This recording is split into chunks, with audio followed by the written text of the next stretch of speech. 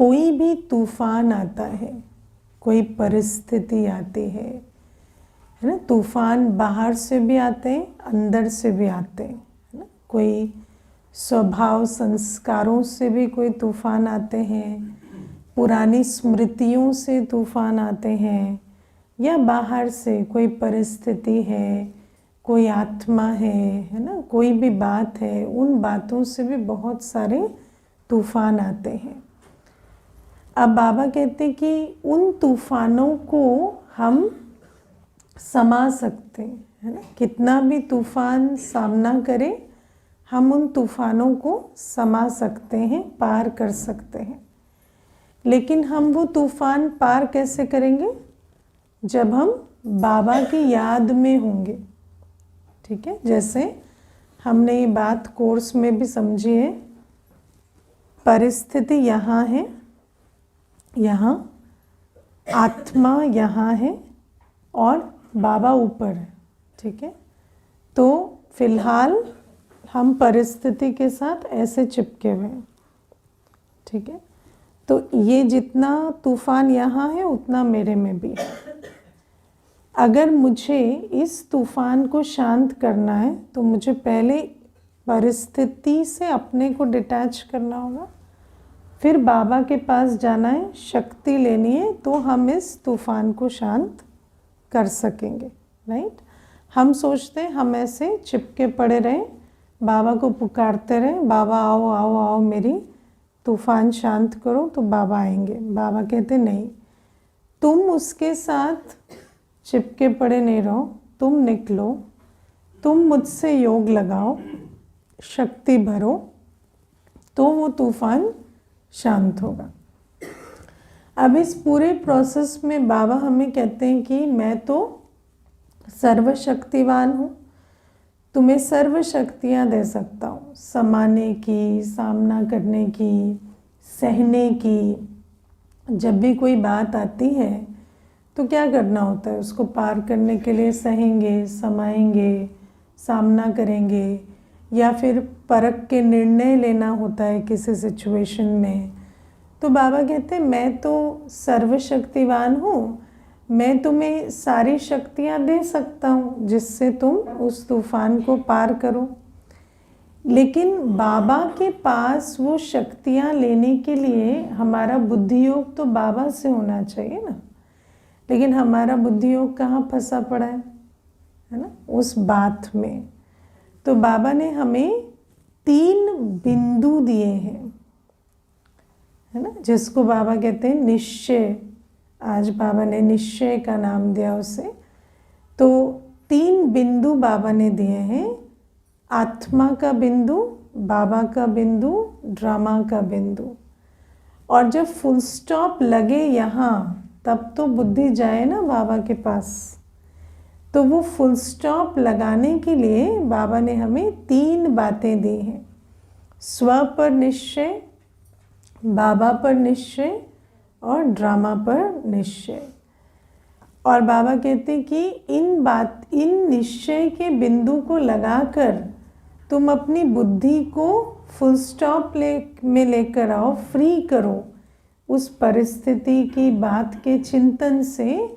तब तो वो मन बुद्धि मेरे चिंतन में, मेरी याद में बैठेगा, तब तुम मुझसे शक्ति भरोगे और उससे डील करोगे।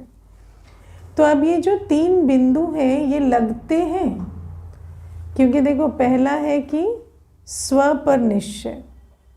अब बाबा ने हमें कहा कि कितनी भी बड़ी बात आ जाए, मानो अंदर से भी बहुत तूफान चल रहे हैं, बहुत सारे नेगेटिव थॉट आ रहे हैं, जो ऐसे थॉट्स जो हमें खुद को डिस्करेज कर देते हैं, है ना। ऐसा लगता है कि हम क्या ही देवता बनेंगे, ठीक है ना, लगता है ना। कई बार तो सामने क्लास में तो वाइट ड्रेस पहन के बहुत अच्छे से आके बैठ गए, लेकिन जब अंदर बैठते हैं तो लगता है क्या ही देवता बनेंगे, ऐसे ऐसे विचार चलते हैं कि बात मत पूछो, है ना। तो वो भी क्या है कि ये सारा कुछ अपने अंदर स्व पर निश्चय को जैसे हिला देता है। और जब स्व पर निश्चय ही नहीं, तो अपने कमज़ोरी का ही इतना चिंतन और उसका बोझ चलता है कि इतना कॉन्फिडेंस ही नहीं डेवलप होता कि हम बाबा से शक्ति लें और बिंदु लगा के बाबा के पास उड़ें और फिर परिस्थिति की बात तो छोड़ ही दो, है ना। अब स्व पर निश्चय जो है उसका आधार क्या है, पहले हम इसको समझेंगे।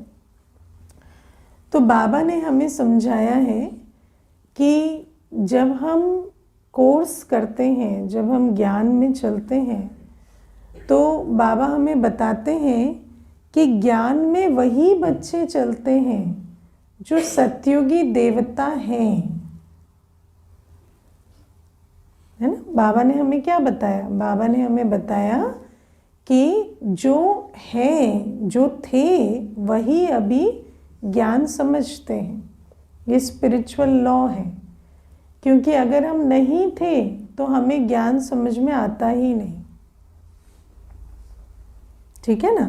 बाबा ने हमें बताया कि इतनी आत्माएं इस दुनिया में हैं, उन सबको आप बाबा का परिचय देते हो, लेकिन समझ में किसको आता है? जो थे। बाबा हमें हमेशा कहते हैं तुम जब किसी को परिचय देते हो तो भी समझो कि अगर वो देवी कुल की आत्मा है तो वो समझेगा, नहीं है तो नहीं समझेगा।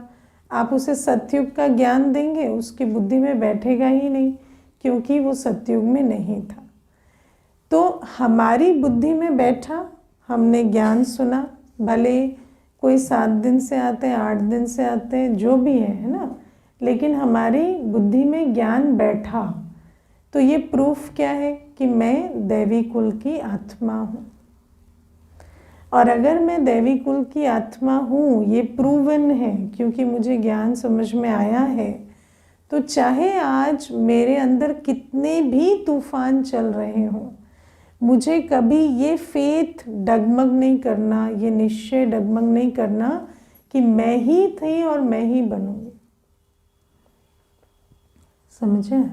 और इसीलिए जब हम वो जो कितने भी थॉट्स चलते हैं, अब क्या होता है जब कोई नकारात्मक विचार चलता है ना, तो उस नकारात्मक विचार को, वो नकारात्मक विचार बहुत फास्ट चलते, ठीक है ना। अब उनसे उनको फुल स्टॉप लगाने के लिए आपको ज्ञान की बहुत अच्छी, है ना, तलवार चाहिए। तो जब आप अपने को याद दिलाते हैं कि ये जितने भी सेल्फ डाउट के थॉट चल रहे हैं, है ना, कि ऐसा विचार वैसा विचार, वो चले भले, लेकिन मैं आत्मा थी, मैं ही आत्मा दैवी कुल में थी और मैं ही देवता बनने वाली हूँ। तो इसीलिए मुझे अब बाबा को याद करके इन विचारों को शांत करना है। जब हमारे अंदर वो कॉन्फिडेंस नहीं होता, तो जो विचार चल रहे हैं उसके साथ साथ और एक लहर चलने लगती है कि ऐसे विचार चल रहे हैं तो हमारा तो क्या ही होगा, या हमारा तो भविष्य दिखाई ही नहीं देता। तो उन विचारों को बल भरने के जगह आप स्व पर निश्चय के आधार से बाबा के पास जाकर शक्ति लेकर उन विचारों को भी, उन तूफानों को भी शांत कर सकेंगे। इसीलिए स्व पर निश्चय बहुत आवश्यक है। जहाँ सेल्फ डाउट होता है वहाँ नेगेटिव थॉट्स को और बल भर जाता है, ठीक है ना। दूसरा निश्चय बाबा पर निश्चय, है ना। बाबा पर निश्चय माना बाबा हमें कहते हैं कि मैं पतित पावन हूँ, मैं गति सदगति दाता हूँ, मैं मुक्ति जीवन मुक्ति दाता हूँ, मैं कालों का काल हूँ, महाकाल हूँ, मैं आया हूँ तो तुम्हें अब घर लेकर जाऊँगा, सतयुगी दुनिया में भेजूँगा, है ना। तो जब हमें बाबा पर निश्चय होता है तो हमें समझ आता है कि चाहे कितनी भी बड़ी बात आई है, ये बात जो है ये पार होगी और हम बाबा के साथ जाएंगे और सतयुगी दुनिया में आएंगे, क्योंकि बाबा आए ही इसीलिए हैं। तो आप बात में फंसते नहीं, बात को फुल स्टॉप लगाकर आप बाबा की याद से उस बात को सहकर समाकर पार करते हो, क्योंकि आपको बाबा पर निश्चय है और बाबा शांति का, प्रेम का, सुख का सागर है। तो उस निश्चय के आधार से आप बाबा के साथ योग लगा पाते हो, ठीक है। तीसरा निश्चय ड्रामा पर निश्चय, ये भी बहुत इम्पोर्टेंट और है ना, सबसे आई थिंक सबसे बड़ा है। तो जब ड्रामा में कोई भी बात होती है ना, तो उसका चिंतन चलता है। अब ये सारी जो बात समझा रही हूँ उसमें मेन चीज़ क्या है, फुल स्टॉप लगाना। क्योंकि चिंतन अगर परिस्थिति का चलेगा तो परिस्थिति को बल भरेगा, और जब आप उसको फुल स्टॉप लगाकर बाबा की याद में बैठेंगे तो परिस्थिति को पार करने का बल मिलेगा। तो वो फुल स्टॉप लगना इज़ वेरी इंपॉर्टेंट। उसके लिए बाबा ने हमें 3 फुल स्टॉप दिए, आत्मा, बाबा और ड्रामा। अब ड्रामा भी क्या होता है, कोई भी सीन आती है और कोई भी बात आती है तो उसके प्रति भी हमारा चिंतन चलने लगता है। ये किस कारण से हुआ, ऐसा कैसे हो गया, है ना, क्या मेरे कारण से हुआ, क्या मैंने कुछ किया, ये तो अच्छा नहीं हुआ, अगर ऐसे चलेगा तो आगे कैसे चलेगा। तो ये सारी बातें हमारे अंदर चिंतन के रूप में चलती हैं। और जब इन बातों का चिंतन चल रहा है तो नेचुरल है कि हम बाबा को तो उस समय याद नहीं कर रहे, तो हम उस बात को ही बल भर रहे हैं, है ना। मान लीजिए किसी के साथ आप बहुत अच्छा व्यवहार रखते हैं, जब से आप ज्ञान में आए हैं, आपको समझ आ गया है, आप उनके साथ एक दिन भी ऐसा नहीं हुआ कि उल्टा बोले हो या है ना कोई वैसा कुछ उल्टा कर्म किया हो, बहुत प्यार से, बहुत ज्ञान स्वरूप होकर आप उनके साथ चलते हैं, और वो अचानक आपको ब्लॉक कर देते हैं और आपसे बात करना बंद कर देते हैं, ठीक है। फिर उस समय पर है ना, या जीवन में भी किसी के साथ आपने बहुत वर्ष उनको दिए जीवन के, बहुत अच्छा आपने है ना सेवा की, संबंध निभाया, और अचानक वो आपको पूछते नहीं, फिर क्या होता, हाँ बहुत चिंतन चलता है ना, मैंने क्या ऐसा कर दिया, और अगर ऐसा है तो फिर क्या है, व्यक्तियों का तो कुछ है ही नहीं, फिर किसी से तो बात ही नहीं करनी है ना, फिर कहीं भी क्यों जाना है, किसी से क्यों मिलना है, जब संबंधों का ये हाल है, और वैसे भी आजकल तो सभी मेंटली इल है, और ये है वो है ना, दुनिया भर की बातें हमारे अंदर चलेंगी। लेकिन बाबा कहते हैं अगर तुम वो सारी बातें चलाते रहेंगे तो भी तुम्हारे मन को शांति नहीं मिलेगी, और वो जो बात है, वो बात को जितना तुम चिंतन करेंगे वो बात भी बढ़ती जाएगी। तो उस बात को ख़त्म करने के लिए तो पहले आपको उसको, उसके चिंतन से फुल स्टॉप लगाना पड़ेगा। और बाबा ने हमें क्या ज्ञान दिया, बाबा ने हमें बताया कि जितना भी तुम क्या, क्यों, ऐसे होता तो ऐसे होता, या ऐसे हुआ है तो आगे तो ये भी हो सकता है, ये जो सब कुछ तुम चिंतन चलाते हो, ये क्यों, देहाभिमान के कारण। द्वापर युग से तुम्हें ये सब संस्कार पड़े हैं, ये आदतें तुमने बनाई हैं, वरना ड्रामा का एक सिंपल सा नियम है, जो है सो है, और किसी चीज़ का कोई कारण नहीं है, समझे, किसी चीज़ का कोई कारण नहीं है, कोई भी कभी भी कैसे भी चेंज हो सकता है। हाँ, जैसे धरती अभी ठीक है, हिल सकती है ना कभी भी, ऐसे आत्मा भी है अभी अभी ठीक है, अभी अभी तमो प्रधान है ना, अभी क्या है, कलयुग है। कलयुग में, कलयुग की सबसे बड़ी निशानी क्या है, भरोसा नहीं है, अनप्रेडिक्टेबल, अनसर्टेन। कलयुग की डेफिनेशन ही है, एवरीथिंग इज अनसर्टेन, अनप्रेडिक्टेबल। इसीलिए आप कलयुग में पैटर्न्स समझने की कोशिश मत करिए, those patterns can surprise you, है ना। आप समझेंगे कि ये व्यक्ति तो मेरे साथ ऑलवेज अच्छा रहा है तो आगे भी अच्छा रहेगा, नॉट नेसेसरी, वो अचानक आपको सरप्राइज करेगा। आज आप देखो इतने बड़े बड़े साइंटिस्ट बैठे हैं, हाँ, जो इतने प्रकृति के पैटर्न्स समझ रहे हैं कितने वर्षों से, है ना, हवा कैसे चलती है, पानी का बहाव क्या है, ये धरती यहाँ की कैसी है, वहाँ की कैसी है। कोई भी किसी तूफान को प्रेडिक्ट कर पाता है क्या? तो इतनी जो स्टडी होती है, इससे कोई तूफान प्रेडिक्ट नहीं होता। क्यों? क्योंकि कलयुग माना ही आप जो सोचेंगे उस सोच से परे होने की पॉसिबिलिटी, अनसर्टेनिटी, अनप्रेडिक्टेबिलिटी। तो बाबा हमें कहते हैं ये कलयुग का समय है। मैंने तुम्हें ड्रामा का ज्ञान दिया है ना कि ये कलयुग का समय, कलयुग के समय में कोई भी चीज़ कैसे भी बिहेव कर सकते, और आत्मा हो चाहे प्रकृति के तत्व हो, ये शरीर भी है, आप इसको कितना भी है ना योगा कराए, एक्सरसाइज कराए, कुछ भी कराए, अगर इसमें कुछ होना है ड्रामा अनुसार तो होगा। आप सोचते रह जाएंगे है ना कि ये क्यों हुआ, कैसे हुआ, मैंने तो ये भी प्रिकॉशन लिया, मैंने तो ये लाइफस्टाइल चेंज भी किया, ऐसा भी किया है ना। मुझे एक भाई कहते थे मेरे दांत खराब हो गए, मैं तो सबसे ज़्यादा दांतों का ध्यान रखता हूँ, मेरे जितना ध्यान तो मैंने तो सारी ज़िंदगी शायद दांतों का ही ध्यान रखा मेरे दांत कैसे खराब हो गए है ना। तो मैंने कहा जाओ ड्रामा को पूछो हमें नहीं पता है ना। या अभी एक माता कहती थी उसको कोई बीमारी हुई तो फिर डॉक्टर को पूछा ये हुई कैसे मुझे, तो डॉक्टर कहते किस्मत, ये किस्मत से होती है ना।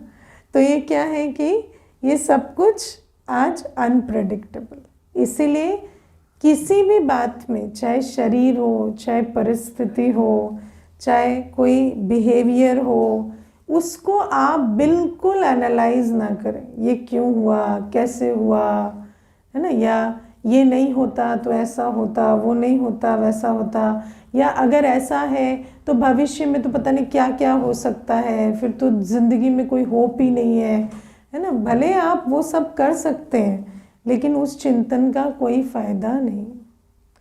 तो बाबा हमें कहते हैं ड्रामा अनुसार ये कलयुग है, इसमें जो है सो है ना। अच्छा खासा व्यक्ति चलते चलते गिरता है, शरीर छोड़ देता है ना। क्यों छोड़ देता है? कोई आंसर है उसका?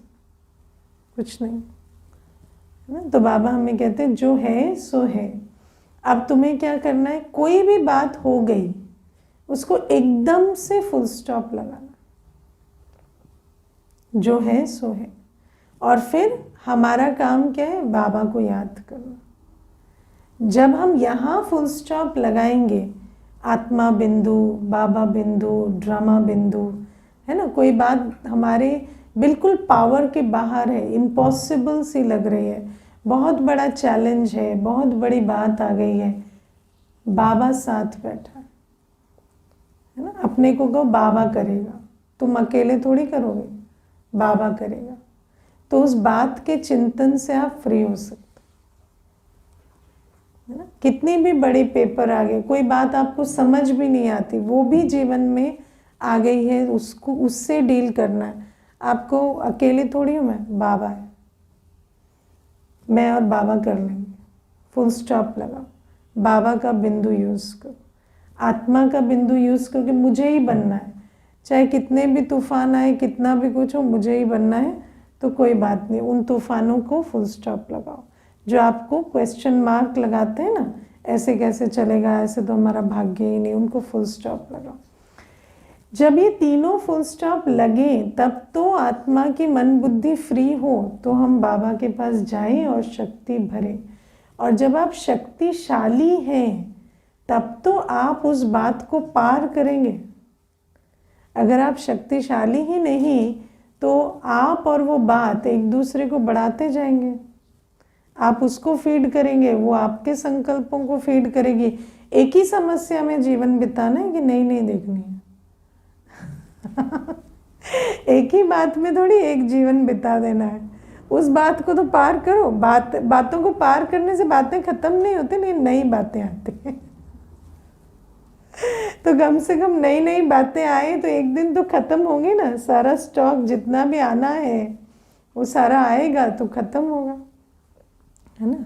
मुझे एक माता कहती है कि एक ही बात है 17 सालों से, है ना, कि युगल जो है वो इतने डिसरिस्पेक्टफुल हैं और ऐसे उनके अंदर कोई समझ नहीं है कि, है ना, कैसे किसी से व्यवहार करना चाहिए। ये एक ही बात है। तो मैंने कहा ये एक ही बात इसलिए है क्योंकि इसको पार नहीं किया ना आपने। इसको पार कर लेते तो जीवन में और भी बातें होती।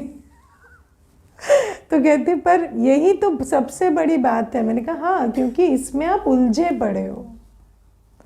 अगर इससे निकलोगे तो और भी बातें आएंगी। फिर सारी बातें जब एक एक करके पार हो जाएंगी तो अंत में बातें खत्म हो जाएंगी।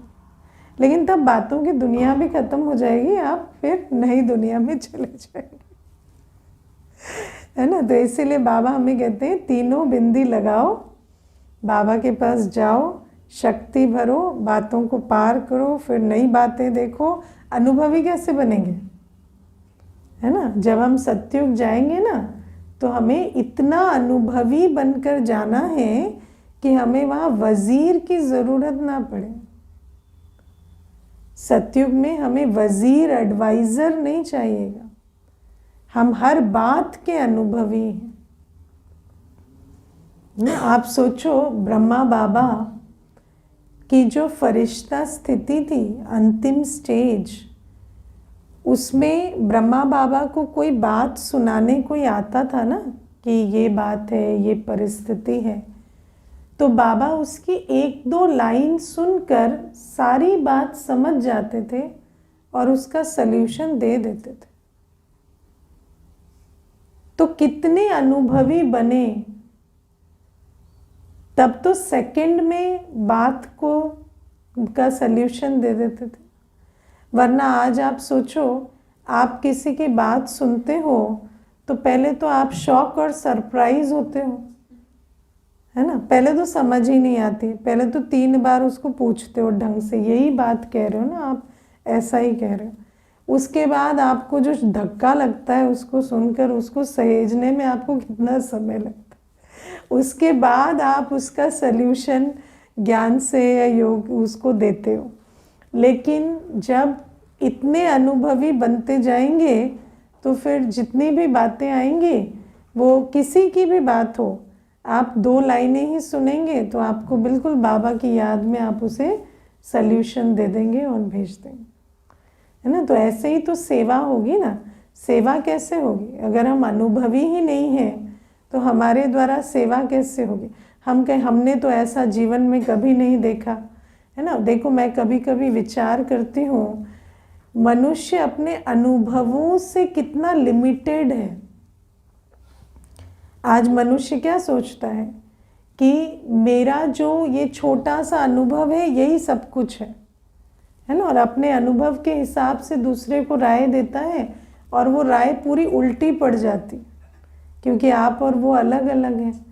लेकिन जब हम बाबा की याद में हर बात को पार करते करते इतने अनुभवी बन जाएं कि आप अपने अनुभव से नहीं बात करेंगे, आप जितने अनुभव है ना जीवन में करने को सब कर चुके हैं, तब आपके द्वारा सेवा हो, तब आप हर बात को समझ सकेंगे, हर बात का सल्यूशन निकाल सकेंगे। और सबसे ज़्यादा अनुभवी हमें बातों का भी नहीं बनना है, हमें बाप की शक्ति का या साथ के इतने अनुभवी बन जाए कि कोई ऐसी भी बात होगी तो आपको बाबा टचिंग देगा और आप वो आंसर उनको दे सके, है ना। तो बाबा ये हमें कहते हैं कि निश्चय के आधार से हम बाबा की याद में रहें, शक्ति लेकर, और हर परिस्थिति को समा सकें, सामना कर सकें। और आज प्यारे बाबा हमें बहुत अच्छी बात कहते हैं कि सर्व खजानों की चाबी अगर लेनी है तो परमात्मा प्यार के अनुभवी बनो, है ना। देखो सर्व खजानों की चाबी क्या है, बाबा कहते हैं मेरा बाबा शब्द, है ना। जब आपको बाबा याद आ जाता है तो बाबा से आपको ज्ञान, प्यार, शक्ति, जो भी कुछ खजाने चाहिए वो सब मिल जाते हैं। लेकिन बाबा याद कब आएगा, जब बाबा से प्यार हो, है ना। और बाबा की याद तब आएगी या बाबा याद तब आएगा जब बाबा से प्यार हो। कई बार हम जब बाबा के पास आते हैं तो हमें ज्ञान मिलता है तुम एक आत्मा हो, ठीक है, और परमात्मा परमधाम निवासी है। लेकिन हम योग करते हैं तो क्या सोचते हैं, मैं पॉइंट ऑफ लाइट हूँ, वो पॉइंट ऑफ लाइट है। अरे वो पॉइंट ऑफ लाइट नहीं, तुम्हारा बाबा है ना। और परमात्मा मुझे कितना प्यार करता है, इसको हमें अनुभव में लाना होता है। अनुभव में कैसे लाते हैं, कोई भी चीज़ को जब आप चिंतन करते हैं तो आपके अनुभव में आती है। जैसे आप सोचो, आज माता पिता जो लौकिक में भी होते हैं वो बच्चे के ऊपर पूरी जान दे रहे हैं, लेकिन बच्चे को अनुभव नहीं होता। क्यों? बच्चा बहुत डिस्ट्रैक्टेड है, बच्चा देख ही नहीं रहा कि माता पिता क्या क्या कर रहे हैं। वो तो सारे दिन फ्रेंड्स में, फ़ोन में, इसमें उसमें लगा हुआ है, तो वो तो देख ही नहीं रहा कि मेरे माता पिता सुबह से लेकर रात तक मेरे लिए कर क्या रहे हैं। इसीलिए प्यार है, प्यार मिल रहा है, पर प्यार फील नहीं हो रहा, क्योंकि हम उन कर्मों को, उन एक्सप्रेशंस ऑफ लव को हम नोटिस ही नहीं कर रहे।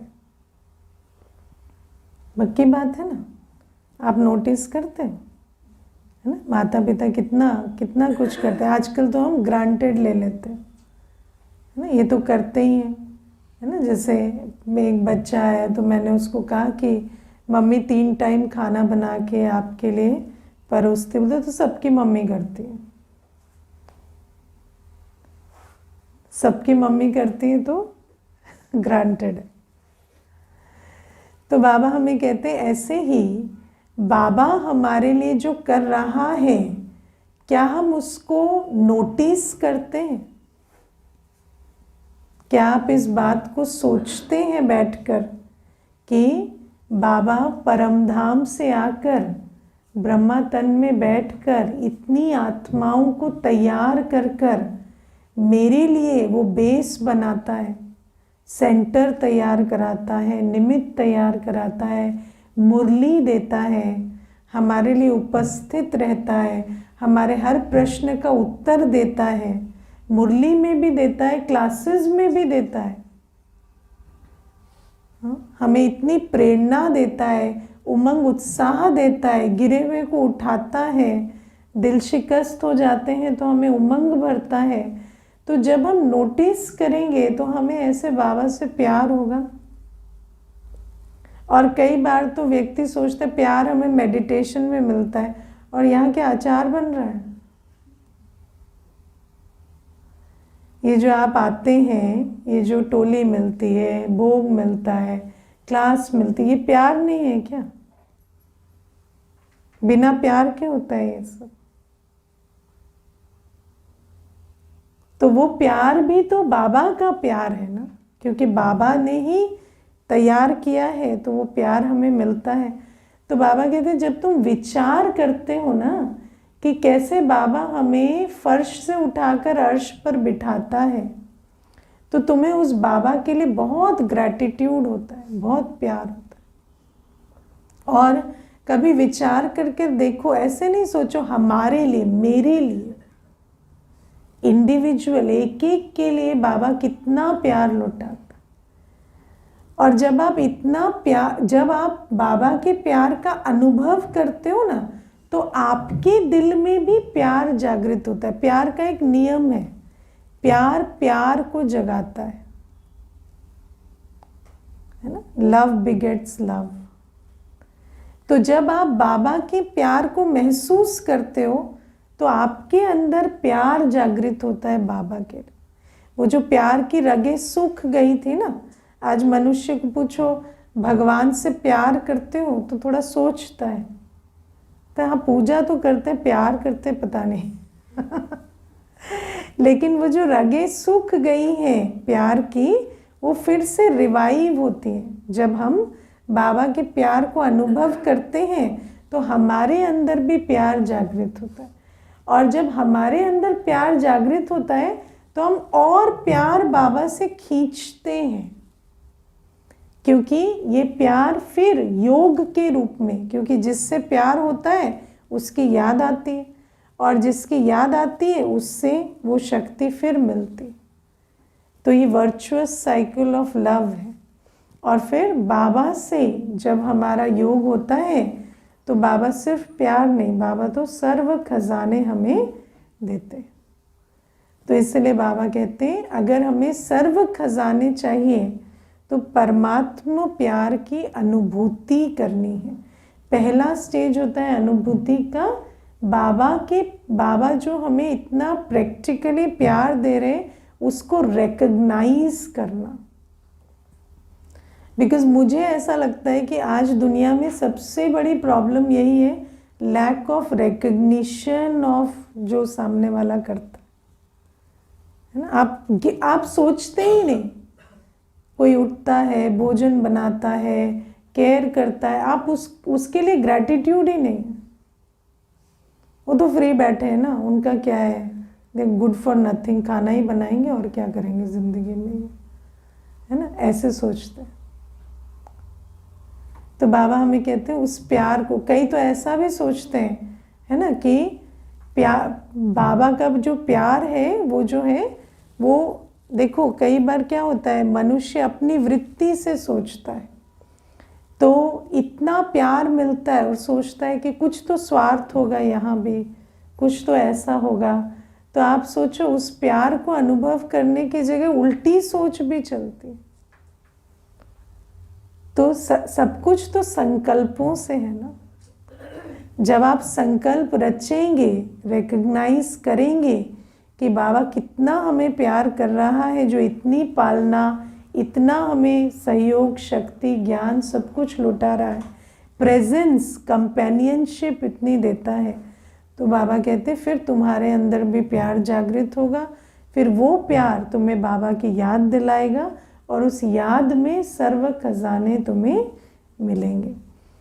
और आज सबसे बड़ी बात जो आज बाबा ने हमें सिखाई वो है, तुम्हें अगर मुक्ति वर्ष मनाना है, हाँ, चूहे, बिल्ली और शेर रूपी माया से मुक्त होना है। बाबा ने कितना सुंदर आज बताया ना, माया 3 रूपों से आती है। बिल्ली के रूप में, हाँ, मैं करते हुए, म्याऊं म्याऊं तो जहाँ मैं आया वो माया, ठीक है। फिर चूहे के रूप में, चूहा कुछ भी काट देता है ना, वेस्ट कर देता है, तो माया वेस्ट कराती है, ठीक है। माया कोई कीमती चीज़ को भी वेस्ट करा देती। और शेर के रूप में, शेर क्या करता है ना, डरा देता है।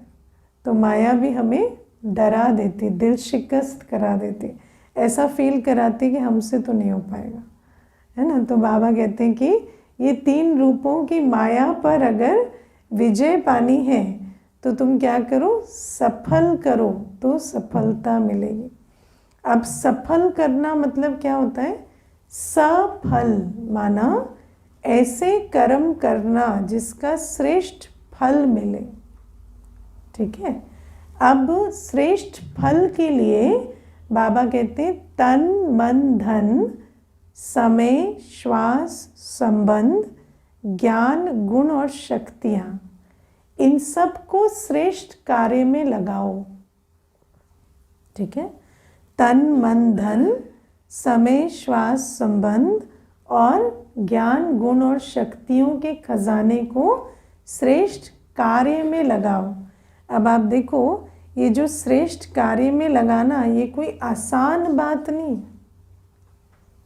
है ना, क्योंकि इस दुनिया में व्यर्थ कार्य में या विकारी कार्य में लगाने के तो कई प्लेटफॉर्म बने हुए हैं, लेकिन श्रेष्ठ कार्य में लगाने के लिए बहुत लिमिटेड प्लेटफॉर्म है ना। जैसे अभी तन है, ठीक है।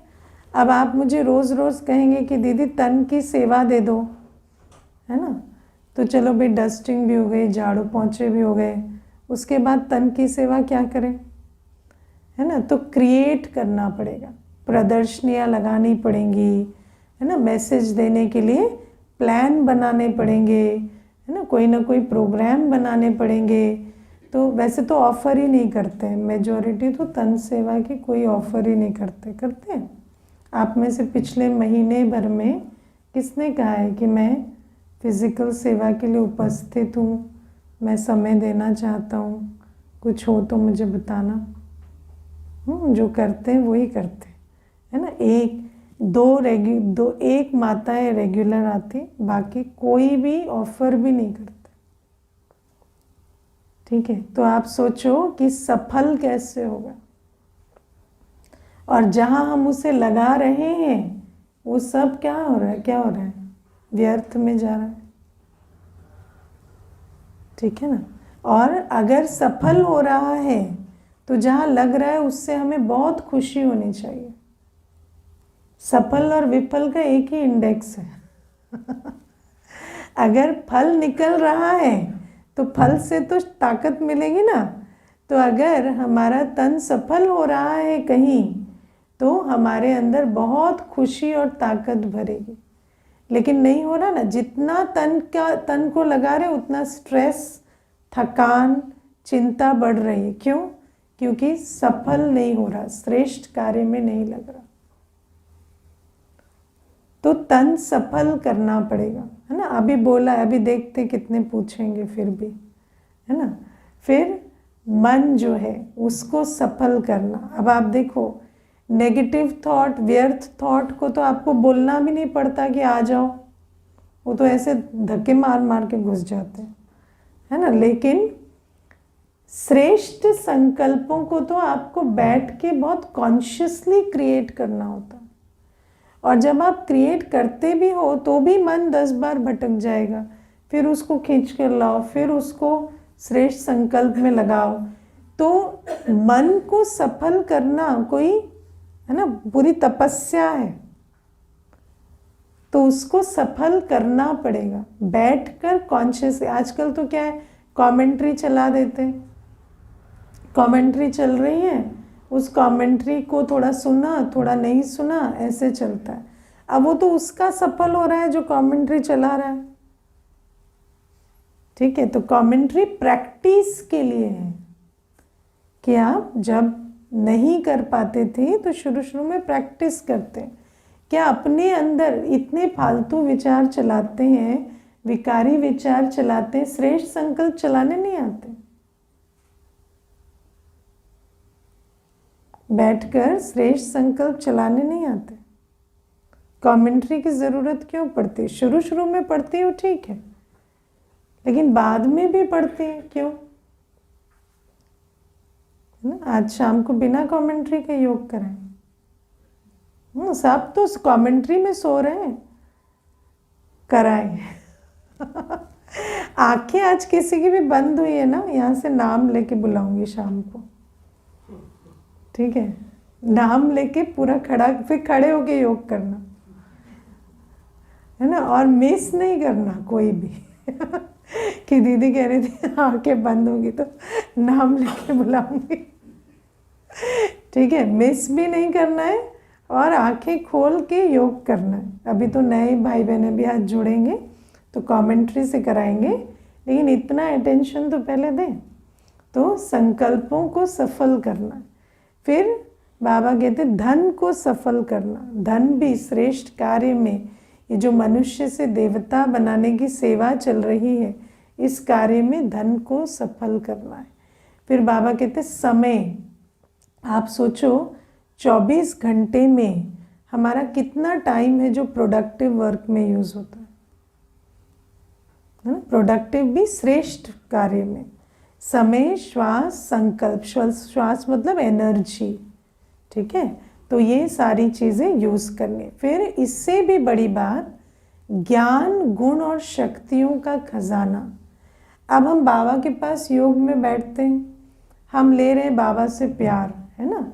लेकिन जब देने की बारी आती है तो हम कहते हैं उसको क्या प्यार देना है, 2 दिन से कैसे बातें कर रहे, देख नहीं रहे हो।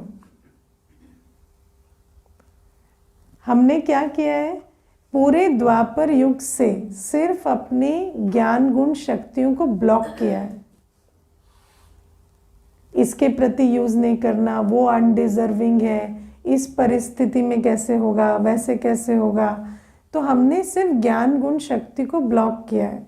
इसीलिए अभी जब बाबा हमें कहते हैं इसको सफल करो, हमें उसको सफल करना नहीं आता। अब हमारे पास सहन शक्ति है, लेकिन हम अपनी सहन शक्ति यूज कितनी बार करते हैं। कहते हैं वो क्यों नहीं सहेगा, हम ही सहेंगे। कोई आपको 2 बातें कह देता है तो हम कहते हैं हम भी 4 कह के देखते हैं वो कितना सहेंगे, है ना। हमें सहना आता है तो कहना भी तो आता है। चलो भाई हम कह देते हैं, वो सह लेंगे।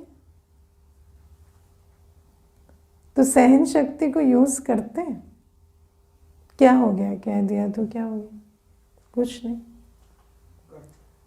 है ना, करना पड़ेगा।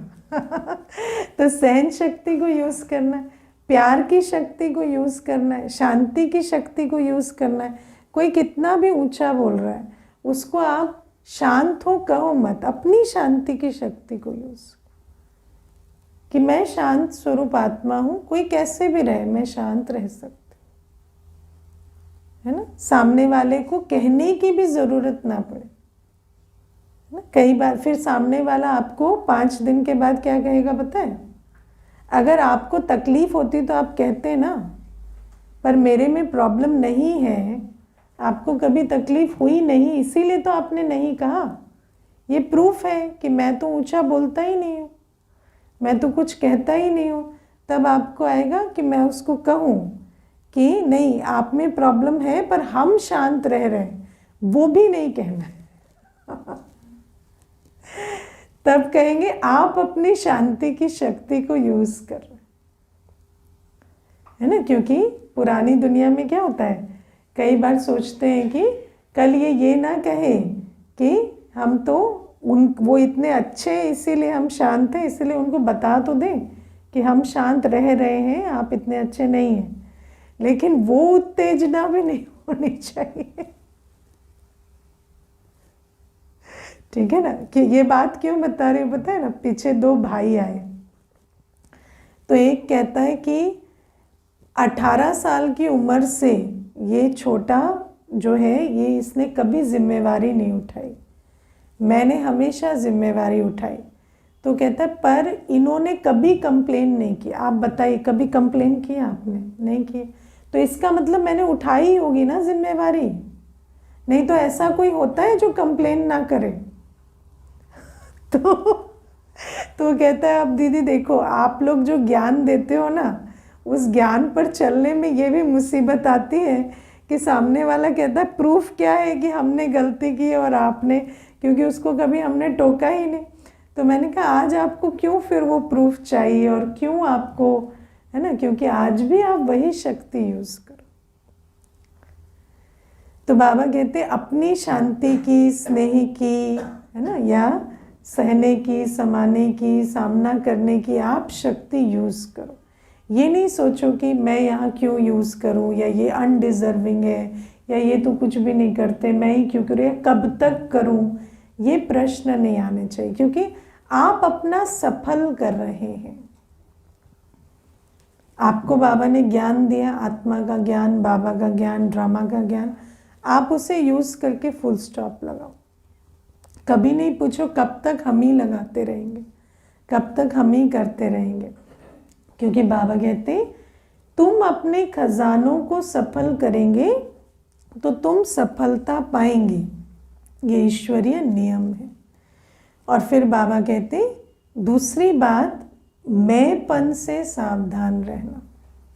कई बार करेंगे सब कुछ, फिर क्या कहेंगे, मैंने तन लगाया, मैंने धन लगाया, मैंने सेवा की, है ना, मैंने सहा, मैंने समाया। तो बाबा कहते हैं लगाया तो बहुत, लेकिन जमा नहीं हुआ, क्योंकि मैंने में वो सारा जमा का खाता व्यर्थ में चला गया। ठीक है, ओम शांति।